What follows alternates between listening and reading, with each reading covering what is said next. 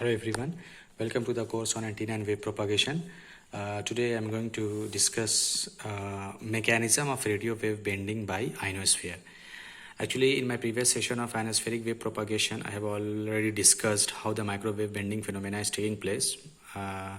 But in today's lecture, I will discuss the radio bending phenomena through quantitative expression. Okay, so this is the picture of ionospheric wave propagation. You know very well, because in my previous session I have already drawn this particular picture, but again I have drawn this ionospheric wave propagation picture so that you could understand it a better way, that how the microwave bending phenomena is taking place, and with the help of quantitative expression how can you actually get the result. Okay, so let me tell you, this is Earth surface, and on Earth surface we are considering the 2 point. One is transmitting point, that is TX, transmitting antenna is here, and this is the receiving antenna or the receiving point RX. The wave is going up inside the ionospheric layer and it is coming back to the Earth different point, that is RX point. In this way, since the propagation is going on with the via ionosphere, it is called a skywave propagation or the ionospheric propagation.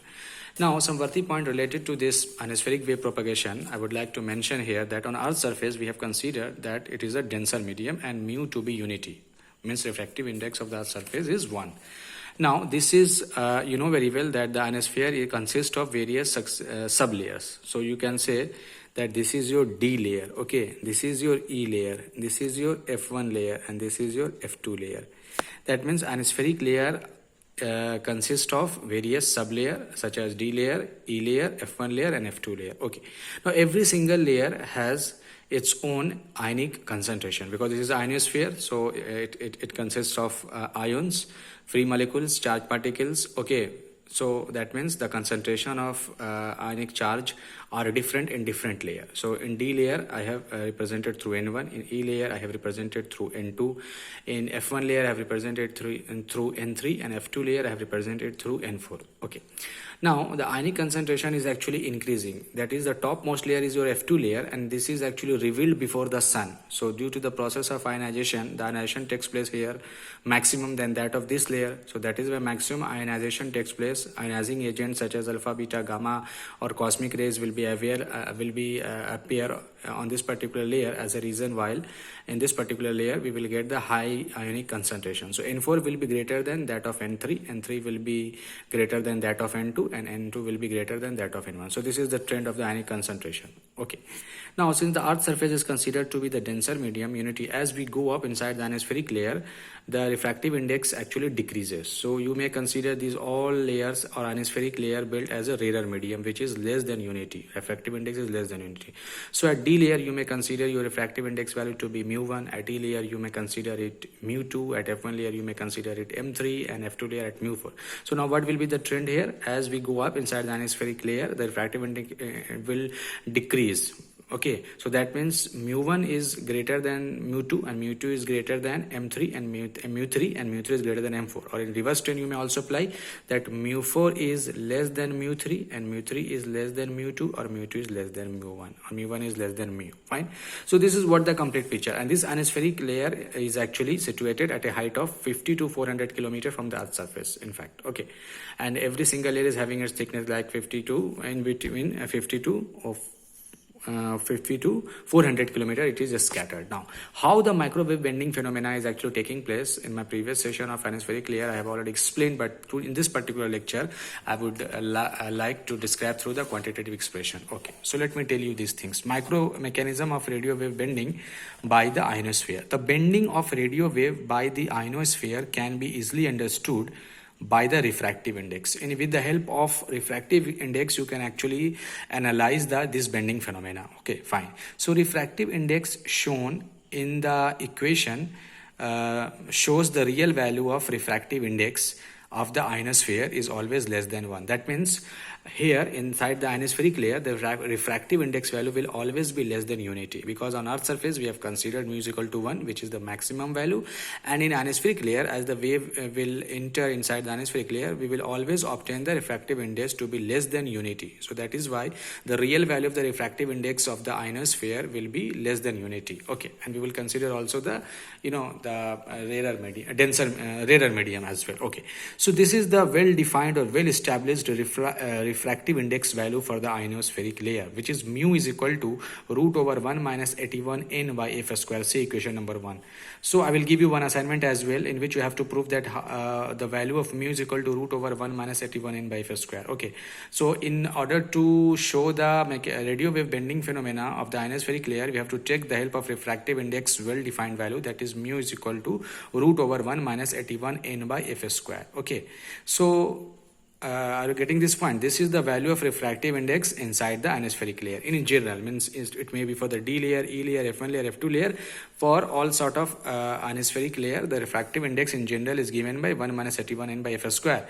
Now the value of mu1, mu2, mu3, mu4 will be different for the different value of n. If you put the value of n1, then you will get the value of mu1. If you put the value of n2, you will get the value of mu2. If you put the value of n3, you will get the mu3 and subsequently, okay, with appropriate frequency values. Okay, now just think about it. If your f square value is less than 1, then what will happen? In the denominator part, f square is less than 81.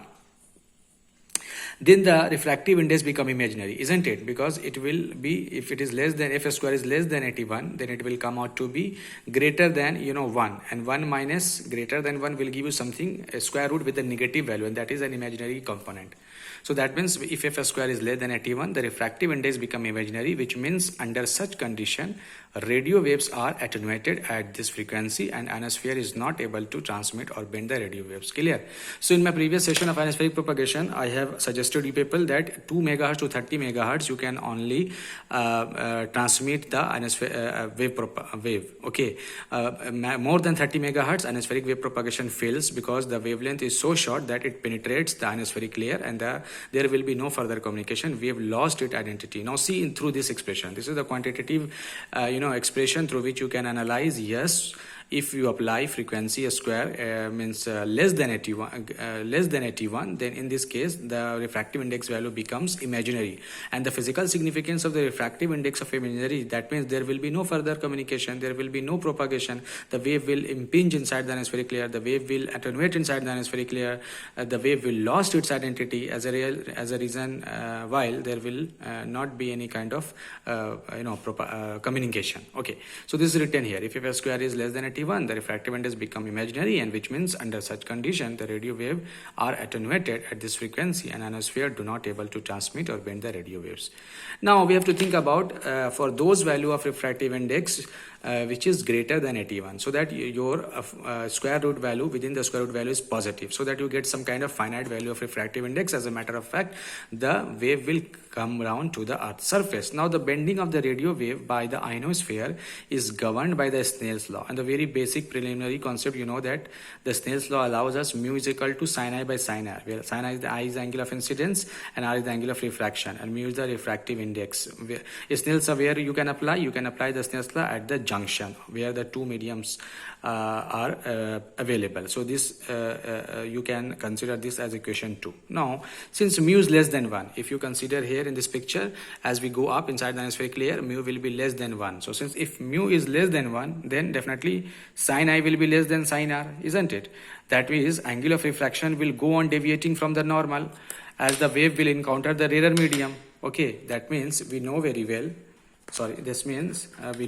that if you at Earth's surface the wave is going up, and at this point the wave is actually entering in the ionospheric layer. So this is a denser medium and this is rarer medium. So from when a wave enter from denser to rarer medium, it moves away from the normal, that because this is considered to be the rarer one and this is the denser one, so it will go deviate.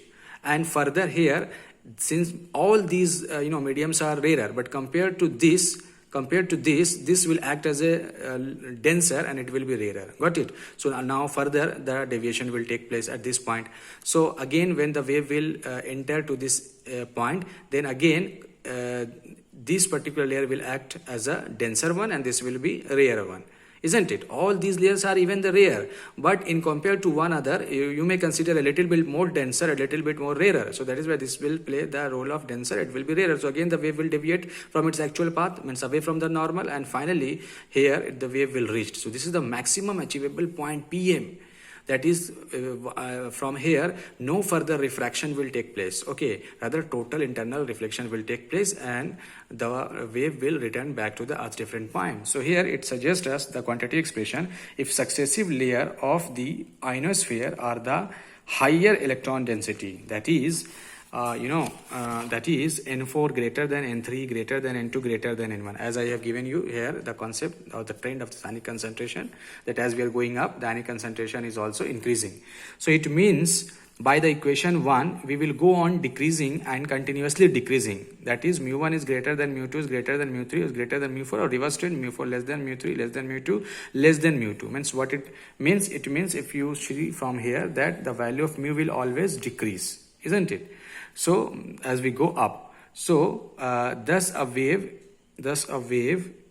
enter at point say P, as I have shown here the point P, and will be deviating more and more, and a point will reach where it travels parallel to the earth. At here the angle of refraction is 90 degree and the point is the highest point in the ionosphere reached by the radio wave. That means here I have mentioned this point is achieved PM, which is the highest achievable point, and this is the parallel to the earth's surface, and from here no further refraction will take place, rather total internal reflection will take place. What does it mean? Total internal reflection means the angle of refraction becomes 90 degree. So just you can put in the equation 2 sin I by sin R. At the highest point mu will become mu m and I will become Im, and R will equal to 90 degree. So just put these two equations. If mu be the mu m, okay, and refractive index and Nm be the highest ionic concentration on that particular layer and electron density, then Pm, the equation 2 will become mu m is equal to sin Im by sin R, isn't it? Here just put mu is equal to mu m and I is equal to Im, R is equal to 90 degree, means at that and this point the angle of refraction will be 90 degree and angle of incidence will be the critical angle. So you can put here and you will get that mu m is equal to sin Im, because sin 90 will give you 1, isn't it? So that is at point Pm the total internal reflection takes place and the wave gets bent earthward and ultimately returns to the earth. Hence the radio wave once enter at point P leaves the ionosphere at point Q. In this way you can say the radio waves once enter the point P and returns back to the earth at different point Q after the slight penetration into the ionosphere, and thus the radio waves are reflected back to the earth after successive refraction in the ionosphere. So this is the whole microwave bending phenomena. Many times you will be asked in the examination that mechanism of radio wave bending phenomena explain. So this is the explain. Okay, so in my next class I will discuss something different. Okay, thank you.